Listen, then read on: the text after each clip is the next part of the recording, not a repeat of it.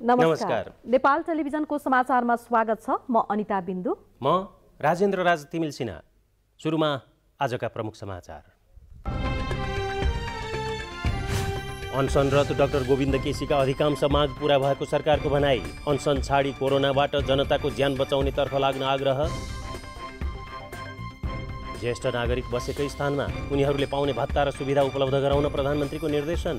आफ्नै कार्यकालमा वृद्ध भत्ता 5,000 पुर्याउने अठोट। चौथो महिला विश्व सम्मेलनको उच्चस्तरीय बैठकलाई राष्ट्रपति भण्डारीले सम्बोधन गर्नुहुने। महिला सशक्तिकरणको अभियान जारी राख्नुपर्ने विचार व्यक्त गरिँदै। नेपालमा कोरोना भाइरसबाट मृत्यु हुनेको सङ्ख्या 500 नाघ्यो। पछिल्लो 24 घण्टामा एक चिकित्सक सहित 11 जनाको मृत्यु। नागोर्नो काराबाखमा युद्धरत अर्मेनिया र अजरबैजानले वार्ता गर्ने अन्तर्राष्ट्रिय प्रस्ताव अस्वीकार गरे। युद्ध लम्बिने अवस्था। र नेपाल क्रिकेट सङ्घ क्यानले खेलाडीको वर्गीकरणमा परिमार्जन गर्ने। व्यापक आलोचना र दबाव भएपछि वर्गीकरण पुनः सच्याइने।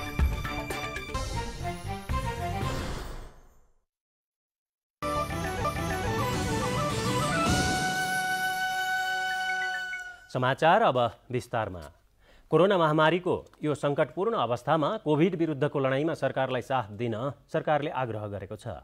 विभिन्न माग राखी अनसनरत डाक्टर गोविन्द केसीलाई अनसन छाडी सरकारको लडाईँमा साथ दिन परराष्ट्र मन्त्री एवं नेपाल सरकारका प्रवक्ता प्रदीप कुमार गेवालीले आग्रह गर्नुभएको हो। कोरोना महामारीको जोखिम दिनानुदिन बढ्दै गएको भन्दै सरकारले यो सङ्कटपूर्ण अवस्थामा कोभिड विरुद्धको लडाईँमा सबैको साथका लागि आग्रह गरेको छ। बिहिबार बसेको मन्त्री परिषदका निर्णय सार्वजनिक गर्दै सरकारका प्रवक्ता तथा परराष्ट्र मन्त्री प्रदीप गेवालीले अहिलेको असामान्य अवस्थामा सत्याग्रह सुहाउँदो विषय नभएको भन्दै अनसन छाडी कोरोनाबाट जनताको ज्यान जोगाउनका लागि सरकारलाई साथ दिन अनसनरत डाक्टर गोविन्द केसीलाई आग्रह गर्नुभएको छ। विभिन्न मागहरू राखेर डाक्टर गोविन्द केसीले विगत केही दिनदेखि पहिला जुम्लामा सत्याग्रह सुरु गर्दै अहिले काठमाडौँको त्रिवेणी शिक्षण अस्पतालमा हुनुहुन्छ। नेपाल सरकारको तर्फबाट म आग्रह गर्न चाहन्छु। पहिलो, उहाँले विगतदेखि नै उठाउँदै आउनुभएका धेरै मागहरू ती पुरा भएर ती कार्यान्वयनमा गइसकेको अवस्था छ। यसका लागि थप दबाब दिइरहनु पर्ने कुनै जरुरी भएन। अन्य विषयहरूमा पनि सरकारले आफ्नो साधन स्रोतले भ्याएसम्म हरसम्भव प्रयत्नहरू गरिरहेको छ। यो असामान्य अवस्थामा यति बेला अनसन, सत्याग्रह, धरना, हडताल यो बेला सुहाउँदो विषय हो र पक्कै पनि होइन। केही विषयहरू बाँकी छन् भने पछि छलफल गर्न सकिन्छ। मेरो नेपाल सरकारको तर्फबाट उहाँलाई आग्रह छ, उहाँका साथीहरूलाई आग्रह छ, अहिले अनसन फिर्ता लिएर हामी सबै कोभिड विरुद्धको लडाईँमा जोग्यौँ। यसैबीच सरकारले परराष्ट्र सचिव शङ्करदास बैरागीलाई मुख्य सचिवमा बढुवा गर्ने निर्णय गरेको छ। साथै सरकारले पूर्व अर्थमन्त्री युवराज खतिवडालाई अमेरिकाका लागि र निवर्तमान मुख्य सचिव लोकदर्शन रेग्मीलाई बेलायतका लागि तथा डाक्टर निर्मल विश्वकर्मालाई दक्षिण अफ्रिकाको राजदूतमा नियुक्तिका लागि सिफारिस गर्ने निर्णय गरेको छ। र बैठकले नेपाल सरकारको रिक्त मुख्य सचिव पदमा परराष्ट्र मन्त्रालयका सचिव श्री शङ्करदास बैरागीलाई बढुवा गर्ने, नियुक्त गर्ने निर्णय गरेको छ। त्यसै गरी बैठकले देखाएका व्यक्तित्वहरूलाई देखाएका मुलुकहरूमा राजदूत पदमा एक अवधिका लागि नियुक्त गर्ने निर्णय गरेको छ, नियुक्तिका लागि सिफारिस गर्ने निर्णय गरेको छ। त्यसमा एक पूर्व अर्थमन्त्री डाक्टर युवराज खतिवडा झापालाई संयुक्त राज्य अमेरिकाका लागि आवासीय राजदूत पदमा र Panama, Costa Rica, Mexico, L Salvador, होन्डुरस र ग्वाटेमालाका लागि गैर आवासीय नेपाली राजदूत पदमा नियुक्तका लागि सिफारिस गर्ने निर्णय गरेको छ। त्यस्तै पूर्व मुख्य सचिव श्री लोकदर्शन रेग्मी स्याङ्जालाई संयुक्त अधिराज्यका लागि आवासीय राजदूत र गणतन्त्र आयरल्यान्ड र गणतन्त्र माल्टाका लागि गैर आवासीय नेपाली राजदूत पदमा नियुक्तिका लागि सिफारिस गर्ने निर्णय गरेको छ। र डाक्टर निर्मल कुमार विश्वकर्मा कपिलवस्तुलाई दक्षिण अफ्रिकाका लागि आवासीय राजदूत एवं Botswana, Kenya, Lesotho, Congo, Tanzania, Zambia, Zimbabwe, Gabon, Mozambique, Mauritius र सिसेल्सका लागि गैर आवासीय नेपाली राजदूत पदमा नियुक्तिका लागि सिफारिस गर्ने निर्णय गरेको छ। यस्तै सरकारले बिहीबारदेखि नै लागू हुने गरी आर्थिक ऐन 2077 व्यवस्था भएका केही महत्त्वपूर्ण करका दर र अन्तशुल्क घटाउने निर्णय पनि गरेको छ। साथै नेपाल बंगलादेश व्यापार वार्ताका लागि वार्ता समिति गठन गर्ने लगायतका निर्णय गरेको छ। आर्थिक ऐन 2077 को दफा 18 को उपदफा 1 बमोजिमका करका दरहरू अन्तशुल्कहरू घटाउने निर्णय गरेको छ। आजै त्यो राजपत्रमा प्रकाशित हुनेछ र त्यो आजैदेखि कार्यान्वयन हुनेछ। राजपत्र फलो गर्नु होला भन्ने म साथीहरूलाई आग्रह गर्न चाहन्छु। यस्तै सरकारले लोकसेवा आयोगबाट विज्ञापन भइसकेका पदहरूको स्थगित परीक्षा सञ्चालन गर्ने निर्णय गरेको छ। क्यामेरामा कुमार शर्मा र राम थापाका साथमा श्वेता सिन्हा, नेपाल टेलिभिजन, काठमाडौँ। 2043 सालमा परराष्ट्र सेवामा प्रवेश गर्नुभएका नवनियुक्त मुख्य सचिव शङ्करदास बैरागी 2072 असोजमा परराष्ट्र सचिवमा बढुवा हुनुभएको थियो। झण्डै 3 दशक लामो परराष्ट्र सेवामा उहाँले विभिन्न मुलुकमा रहेर राजदूतावास र कूटनीतिक नियोगहरूमा देशको प्रतिनिधित्व गर्दै कूटनीतिक जिम्मेवारी निर्वाह गरिसक्नु भएको छ। 25औं मुख्य सचिव बन्न लाग्नुभएका बैरागी परराष्ट्र सेवाबाट मुख्य सचिवमा नियुक्त हुने पहिलो निजामती कर्मचारी बन्नुभएको छ। अमेरिकाका लागि प्रस्तावित राजदूत डाक्टर युवराज खतिवडा प्रधानमन्त्री केपी शर्मा ओलीका विशेष आर्थिक सल्लाहकार पनि हुनुहुन्छ। यसअघि वर्तमान सरकारकै अर्थमन्त्री रहनुभएका डाक्टर खतिवडाले सरकारको प्रवक्ता एवं सञ्चार तथा सूचना प्रविधि मन्त्रालयको जिम्मेवारी समेत सम्हालिसक्नु भएको छ। उहाँ नेपाल राष्ट्र ब्याङ्कका पूर्व गभर्नर र राष्ट्रिय योजना आयोगका पूर्व उपाध्यक्ष पनि हुनुहुन्छ। बेलायतका लागि राजदूतमा प्रस्तावित लोकदर्शन रेग्मीले निजामती सेवाको सर्वोच्च पद मुख्य सचिवबाट राजीनामा दिनुभएको हो। उहाँ 2074 कार्तिकमा 24औं मुख्य सचिव पदमा नियुक्त हुनुभएको थियो।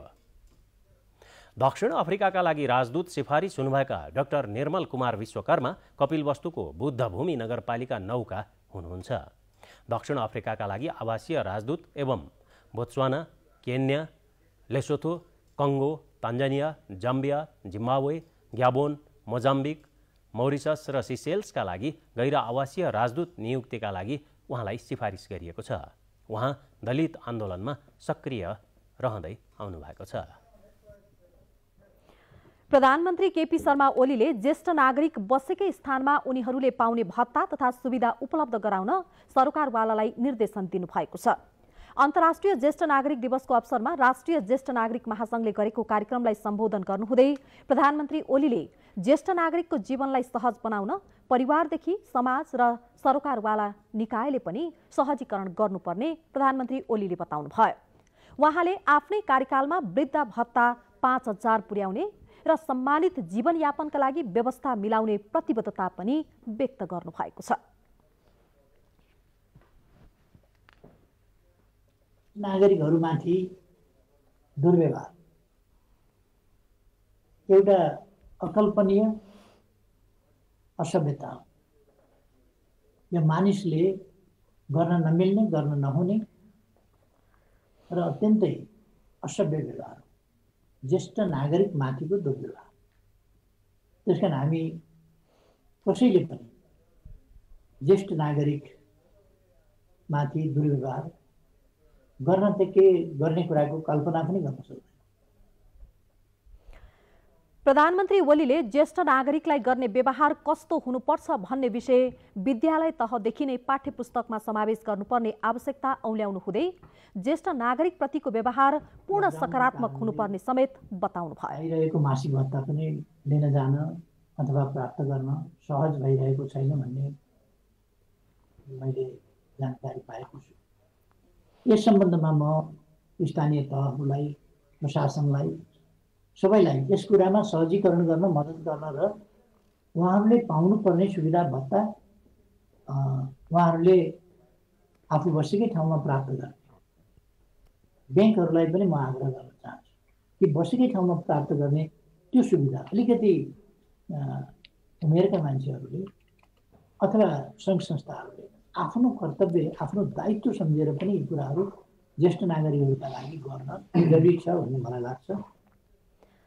कार्यक्रममा महिला, बालबालिका तथा ज्येष्ठ नागरिक मन्त्री पार्वत गुरुङ, विभिन्न प्रदेशका मुख्यमन्त्री, पूर्व प्रमुख सूचना आयुक्त कृष्णहरि बास्कोटा, राष्ट्रिय ज्येष्ठ नागरिक महासंघका अध्यक्ष मदनदास श्रेष्ठ लगायतले ज्येष्ठ नागरिकलाई गर्नुपर्ने व्यवहार र उनीहरूको अवस्थाबारे बोल्नु भएको थियो। स्वास्थ्य क्षेत्रमा भएको सुधारसँगै सर्वसाधारण नेपालीको सरदर आयु बढेको छ। यो सँगै ज्येष्ठ नागरिकको संख्या समेत बढ्दै गइरहेको छ। तर करिब 25 लाखको संख्यामा रहेका ज्येष्ठ नागरिकको अवस्था भने कमजोर बन्न थालेका कारण राज्यले पनि विशेष पहल गर्नुपर्ने माग सरकारवालाहरूको छ। आज अन्तर्राष्ट्रिय ज्येष्ठ नागरिक दिवस। आफ्नो जीवनको ऊर्जाशील समय देश, समाज र परिवारका लागि ज्येष्ठ नागरिकहरूले पुर्याएको योगदानलाई स्मरण गर्ने दिन। तर आधुनिकता, शहरीकरण र बदलिदो परिवेशमा नेपालका ज्येष्ठ नागरिकहरूको अवस्था कमजोर हुँदै गएको छ।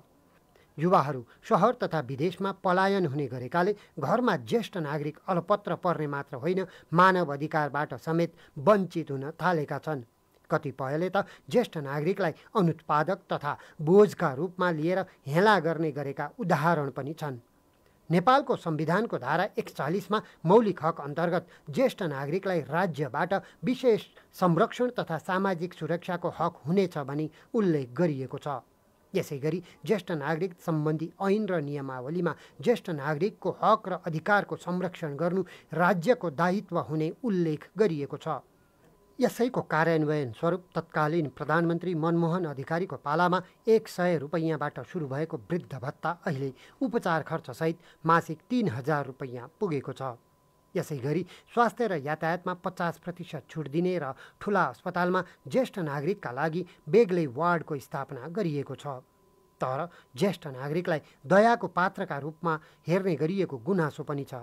ज्येष्ठ नागरिकहरूलाई दयादान पात्रको रूपमा मात्रै नहेरेर वृद्धाश्रमका लागि बसाउने एउटा व्यक्तिका रूपमा मात्रै नहेरेर यी सक्षम र ज्ञानवान हाम्रा समाजका अग्रजहरू हुन्। यिनीहरूको ज्ञान र सिप हामीले हाम्रो समाज र राष्ट्रिय विकासमा परिचालन गर्नुपर्छ र त्यो गर्नको लागि उहाँहरूलाई हामीले उचित वातावरण, समयानुकूल शिक्षा, समयानुकूल तालिम दिनुपर्छ भनेर सोच्नु पर्ने चाहिँ आजको आवश्यकता हो।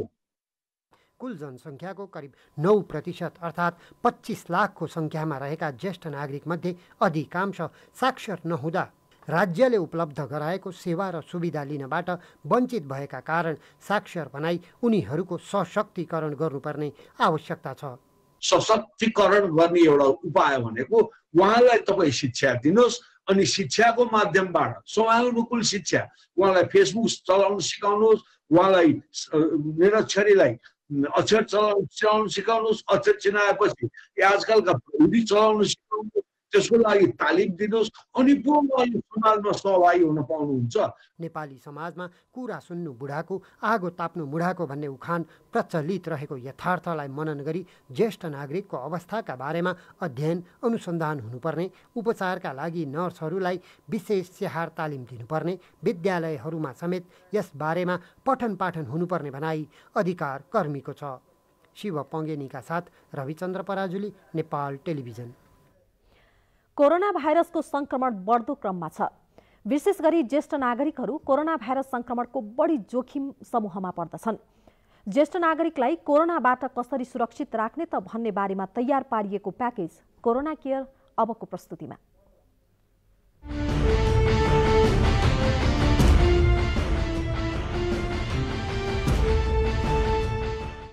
नेपालमा 60 वर्ष नागेका मानिसहरूलाई ज्येष्ठ नागरिकको समूहमा राखिएको छ।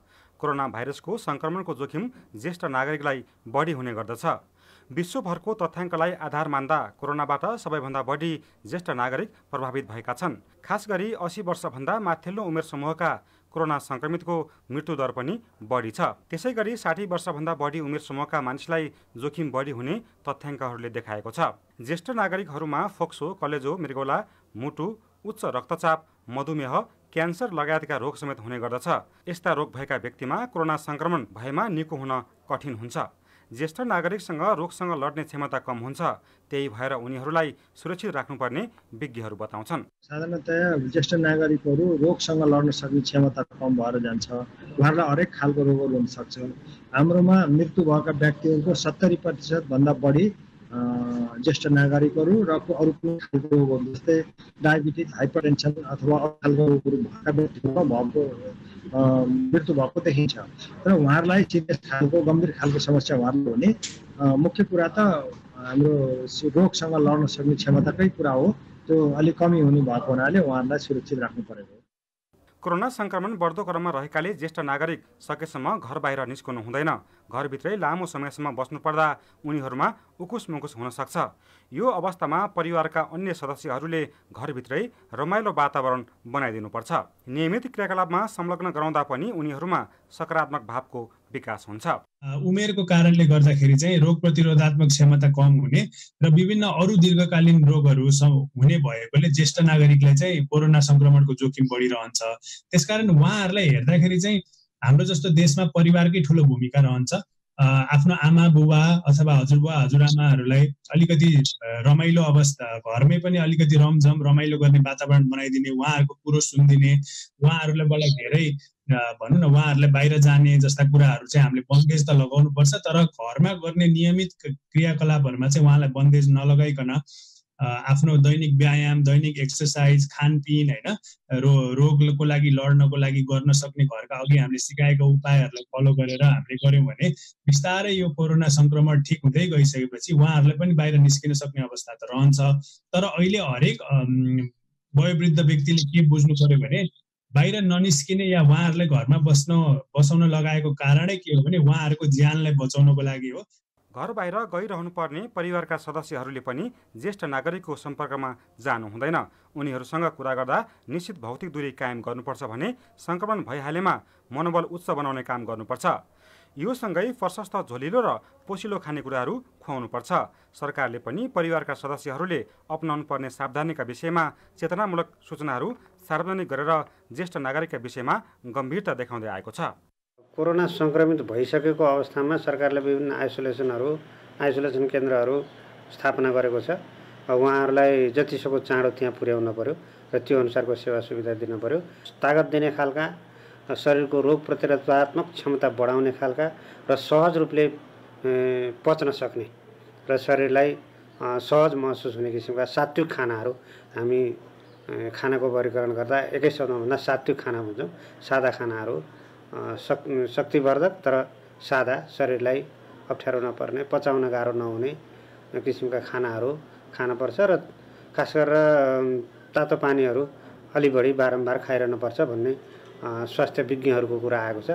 त्यो स्वास्थ्य विज्ञहरूले भनेका कुराहरूलाई गम्भीरताका साथ लिएर त्यो अनुसारको आचरण व्यवहार, खानपान, आहार विहार गर्नुपर्छ भन्ने लाग्छ। ज्येष्ठ नागरिकहरूलाई कोरोनाको संक्रमणबाट बचाउन परिवार र समाज नै बढी सचेत हुनुपर्छ। ज्येष्ठ नागरिकसँग भेट गर्दा सुरक्षाका सबै उपायहरू अवलम्बन गर्नुपर्छ। कोरोना लाग्न नै नपाओस् भन्ने कुरामा परिवार र समाज बढी सचेत हुनुपर्छ र ज्येष्ठ नागरिकहरू बढी खतरामा रहेको भन्ने आइरहेको छ कोरोनाको सन्दर्भमा। त्यस हिसाबले ज्येष्ठ नागरिकसँग घुलमिल हुने कुरालाई सम्भव भएसम्म कम गर्नुपर्छ र उहाँहरूको सँगको सम्पर्कमा सान्निध्यमा जाँदाखेरि सुरक्षात्मक उपायहरू पर्याप्त अपनाएर उहाँहरूलाई नसरोस्, कोरोना संक्रमण नहोस् भन्ने विषयमा समाजका सदस्यहरू अझ बढी चनाखो हुनुपर्छ। ज्येष्ठ नागरिकसँग बस्नेहरूले पनि सकेसम्म घर बाहिर निस्कनु हुँदैन। सङ्कटको यो अवस्थामा ज्येष्ठ नागरिकहरूसँग निश्चित भौतिक दूरी कायम गरी कुराकानी गर्ने, अनुभवहरू लिने गर्दा संक्रमणको त्रासबाट बच्न र बचाउन सहयोग पुग्ने विज्ञहरू बताउँछन्।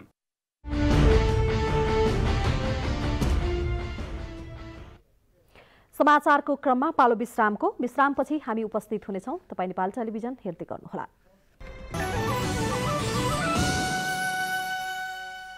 विश्रामपछि समाचारमा स्वागत छ। कोरोना संक्रमणबाट आज एकजना चिकित्सकको उपचारकै क्रममा मृत्यु भएको छ। पेरी अस्पतालको कोभिड आइसोलेसन वार्डमा उपचाररत 59 वर्षीय डाक्टर हरिप्रसाद सापकोटाको आज दिउँसो मृत्यु भएको अस्पतालद्वारा जारी विज्ञप्तिमा उल्लेख छ। कर्णाली प्रादेशिक अस्पताल कालागाउँ सुर्खेतमा कार्यरत डाक्टर सापकोटा प्रमुख कन्सल्ट्यान्ट अर्थोपेडिक सर्जन हुनुहुन्थ्यो। उहाँ कोरोना संक्रमणका कारण मृत्यु हुने सम्भवतः पहिलो चिकित्सक हुनुहुन्छ। गत भदौ 29 गते उहाँ सुर्खेतमै भाइरस संक्रमण भएको अवस्थामा नेपालगञ्ज पुर्याइनु भएको थियो। आज थप 1911 जनामा कोरोना भाइरसको संक्रमण पुष्टि भएको छ। nations, distinguished delegates. I begin by thanking you, Mr. President, for convening this historic meeting to mark the 25th anniversary of the 4th World Conference on Women.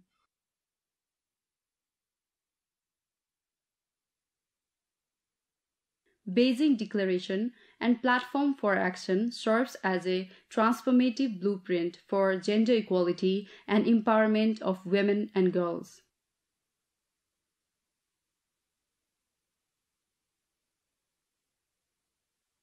Despite a steady progress achieved in 12 critical areas of Beijing Declaration, it will take time to fully realize those commitments. Structural gaps and challenges still persist in society. COVID-19 pandemic has risked further aggravating inequalities. We should not let the pandemic stall our progress.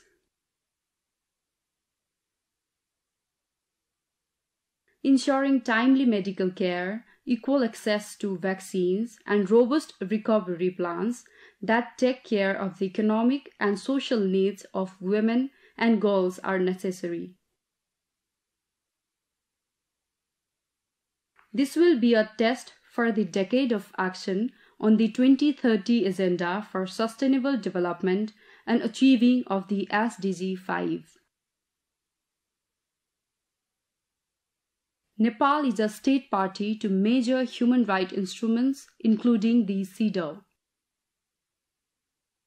We have mainstreamed gender agenda as an integral part of national development by integrating them in the constitution and laws.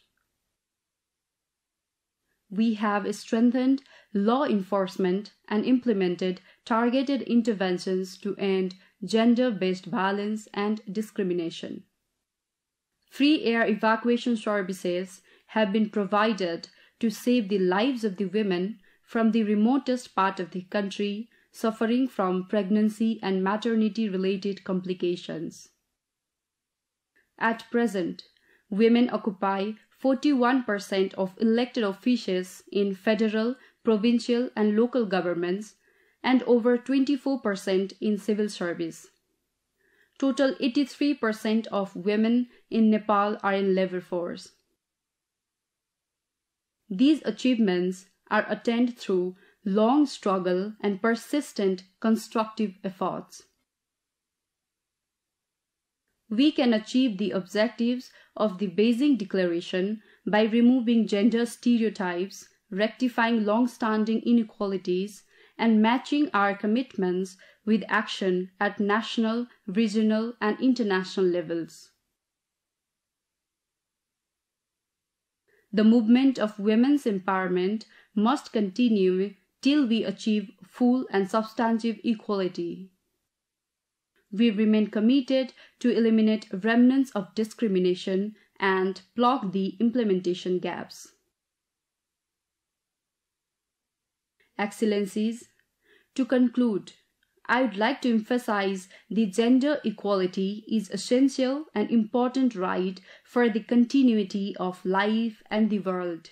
It is the only path to justice, peace, and progress. This historic occasion is an opportunity to reaffirm our resolve to end barriers in the ways of realizing all inherent potentials of women. Thank you. राष्ट्रपति विद्यादेवी भण्डारीले महिला सम्बन्धी चौथो विश्व सम्मेलनको 25औं वार्षिक उत्सवका अवसरमा आयोजित उच्चस्तरीय बैठकलाई भर्खरै सम्बोधन गर्नुभएको छ र राष्ट्रसङ्घीय निकाय UN वुमनको आयोजनामा भएको बैठकलाई भर्चुअल प्रविधिबाट सम्बोधन गर्नुहुँदै राष्ट्रपति भण्डारीले पूर्ण एवं सारभूत समानता हासिल नभएसम्म महिला सशक्तिकरणको अभियान जारी राख्नुपर्ने धारणा व्यक्त गर्नुभयो। बेइजिङ घोषणा पत्र भनेर चिनिने महिला सम्बन्धी चौथो विश्व सम्मेलनको 25औं वार्षिक उत्सवका अवसरमा आयोजित उच्च स्तरीय बैठकलाई सम्बोधन गर्नुहुँदै राष्ट्रपति विद्यादेवी भण्डारीले समाजमा संरचनागत खाडल र चुनौतीहरू कायमै रहेको बताउनुभयो। कोभिड-19 को महामारीले असमानताको जोखिमलाई अझ बढाएको उल्लेख गर्नुहुँदै राष्ट्रपति भण्डारीले महामारीलाई प्रगतिको बाधक बन्न दिन नहुने बताउनुभयो। आफ्नो सम्बोधनमा राष्ट्रपति भण्डारीले बेइजिङ घोषणापत्रमा अन्तर्निहित सरोकारका बाह्य क्षेत्रहरूमा व्यक्त भएका प्रतिबद्धताहरू पूर्ण रूपमा हासिल हुन अझै लामो यात्रा पार गर्न बाँकी छ भन्नुभयो। यो महामारीलाई हाम्रो प्रगतिको बाधक बन्न दिनु हुँदैन। समयमै स्वास्थ्य स्याहार, खोपमा समान पहुँच एवं महिला, किशोरी तथा बालिकाहरूको आर्थिक तथा सामाजिक आवश्यकता सम्बोधन गर्न पुनर्लाभका योजना जरुरी छन्। आफ्नो सम्बोधनमा राष्ट्रपति भण्डारीले लैङ्गिक मुद्दाको सवाल र महिला विरुद्ध हुने सबै किसिमका विभेदको अन्त्यका लागि नेपालले गरेका प्रयास र सफलताहरूबारे उल्लेख गर्नुहुँदै परम्परादेखि चल्दै आएका असमानताहरूलाई सच्याएर लक्ष्य हासिल गर्नुपर्ने बताउनुभयो। वर्तमान समयमा नेपालमा सङ्घ, प्रदेश र स्थानीय सरकारका कुल निर्वाचित पदमध्ये 41% र निजामती सेवामा 24% भन्दा बढी महिला कार्यरत छन् भने 83% महिलाहरू श्रम बजारका विभिन्न क्षेत्रमा संलग्न छन्। यी उपलब्धिहरू लामो सङ्घर्ष र निरन्तरको सृजनात्मक प्रयासबाट प्राप्त भएका हुन्। संयुक्त राष्ट्रसङ्घीय निकाय UN वुमनको आयोजनामा राष्ट्रसङ्घको 75औं महासभाकै अवसरमा आयोजना गरिएको बेइजिङ 25 भर्चुअल सम्मेलनमा राष्ट्रसङ्घका महासचिव एन्टोनियो गुटेरेस, चीनका राष्ट्रपति सी जिनपिङ लगायत विभिन्न मुलुकका राष्ट्र एवं सरकार प्रमुखहरूले सम्बोधन गर्नुभएको छ। सुरेन्द्र पौडेल, नेपाल टेलिभिजन समाचार, काठमाडौँ। नेपालमा आज थप 11 जनाको मृत्यु भएसँगै संक्रमण भएर मृत्यु हुनेको संख्या 509 पुगेको छ। विगत 24 घण्टामा थप 1911 जनामा कोरोना भाइरसको संक्रमण पुष्टि भएको स्वास्थ्य तथा जनसङ्ख्या मन्त्रालयले जनाएको छ। स्वास्थ्य तथा जनसङ्ख्या मन्त्रालयका अनुसार राजधानी उपत्यकामा बिहिबार एकै दिन 943 जना कोरोना भाइरसका संक्रमित थपिएका छन्।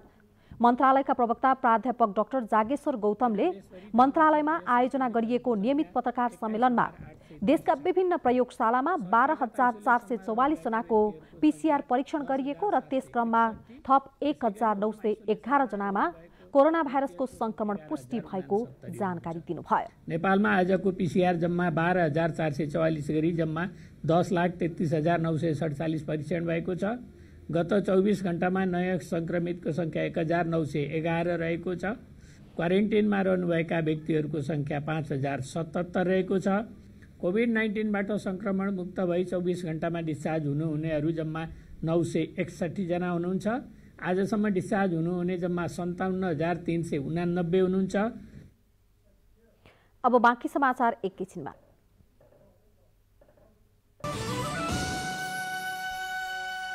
विश्रामपछि समाचारमा स्वागत छ।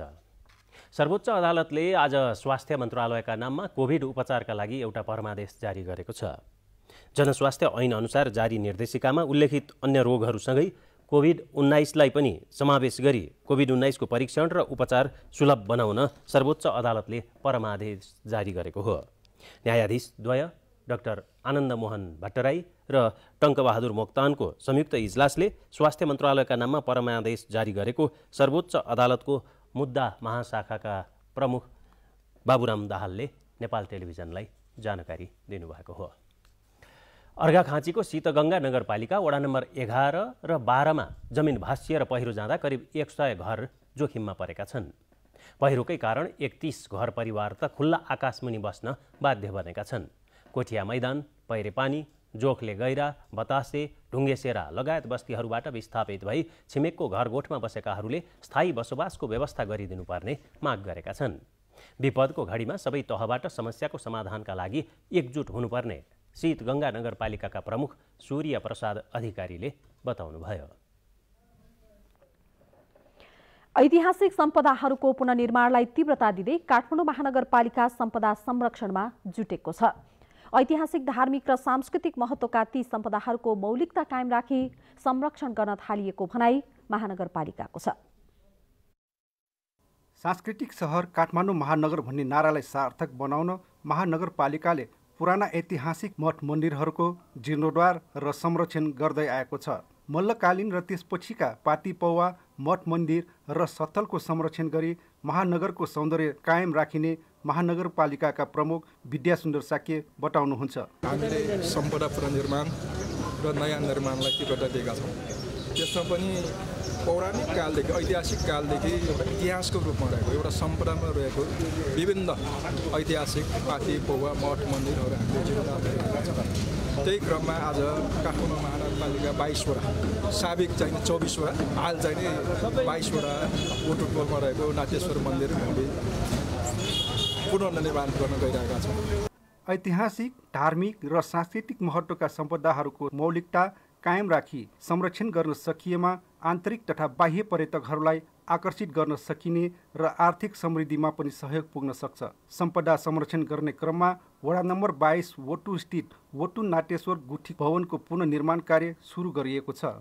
युवाहरूलाई आफ्नै धर्म संस्कृतिमा लगाउन 1,24,00,000 रुपियाँको लगानीमा भवनको पुनर्निर्माण थालिएको गुठीका अध्यक्ष शान्ताराज महर्जनले जानकारी दिनुभयो। नेपालमा पाश्चात्य संस्कृतिले चाहिँ दबाउँदै गएको अवस्था हो। यहाँ गिटार बजाउने, सितार बजाउने, पियानो बजाउने, ढोलक बजाउने भन्ने भाषा, तर हामी त्यो चाहिँ भाषा त्यो त्यतातिर चाहिँ बालबच्चाले मोड्नुभन्दा हाम्रो मौलिक संस्कृतिलाई बचाउनलाई हामीले चाहिँ धिमे बाजा, बाँसुरी बाजा, पछिमा अनेक कुरा चाहिँ सिकाएर चाहिँ हामी जोगेर गइरहेका छौँ। विगतमा सम्पदा संरक्षणमा उचित ध्यान नदिँदा कतिपय सम्पदाहरूमाथि अतिक्रमण भएको, केही लोप भइसकेको छ भने केही उच्च जोखिममा छन्। महानगरले सबै क्षेत्रको विवरण राखी क्रमशः संरक्षण गर्ने जनाइएको छ। ईश्वर महर्जन, नेपाल टेलिभिजन, ललितपुर। विमानस्थल सुधार र स्तरोन्नतिका लागि संघीय सरकार र कर्णाली प्रदेश सरकार बीच पहिलो पटक साझेदारी भएको छ। केन्द्र सरकार र प्रदेश सरकार बीच लागत साझेदारी अवधारणा अन्तर्गत सुर्खेत विमानस्थल स्तरोन्नतिका लागि समझदारी पत्रमा हस्ताक्षर भएको हो। विमानस्थल विस्तार र स्तरोन्नतिका लागि आवश्यक जग्गा अधिग्रहण, रनवे विस्तार, टर्मिनल भवन निर्माण र अन्य आवश्यक विकास निर्माण गराउन प्रदेश सरकार र नेपाल नागरिक उड्डयन प्राधिकरण बीच समझदारी गरिएको छ। पर्यटन मन्त्री योगेश कुमार भट्टराई, कर्णाली प्रदेश सरकारका मुख्यमन्त्री महेन्द्र बहादुर शाही, आर्थिक मामिला तथा योजना मन्त्री प्रकाश ज्वाला र पर्यटन मन्त्रालयका सचिव केदार बहादुर अधिकारीको उपस्थितिमा समझदारी पत्रमा हस्ताक्षर भएको हो। अब अन्तर्राष्ट्रिय समाचार। नागोर्नो काराबाखमा युद्धरत आर्मेनिया र अजरबैजानले वार्ता गर्ने अन्तर्राष्ट्रिय प्रस्ताव अस्वीकार गरेका छन्। संवाद अस्वीकारसँगै आज 5औं दिन पनि त्यहाँ घमासान लडाईँ भएको छ। अजरबैजानको क्षेत्रलाई आर्मेनियाले दाबी गरेकोले बेला बेला युद्ध हुने गरेको हो। दुवै पक्षले पछि हट्न अस्वीकार गरेपछि युद्ध लम्बिने अवस्था आएको भन्दै अन्तर्राष्ट्रिय समुदाय चिन्तित बनेको छ। चाडपर्व लक्षित सहुलियत मूल्य पसलहरू आजदेखि सञ्चालनमा ल्याइएका छन्। आगामी मङ्सिर 6 गतेसम्म चल्ने ती पसलमा न्यूनतम 2 रुपैयाँदेखि अधिकतम 30 रुपैयाँसम्म छुट दिइने बताइएको छ।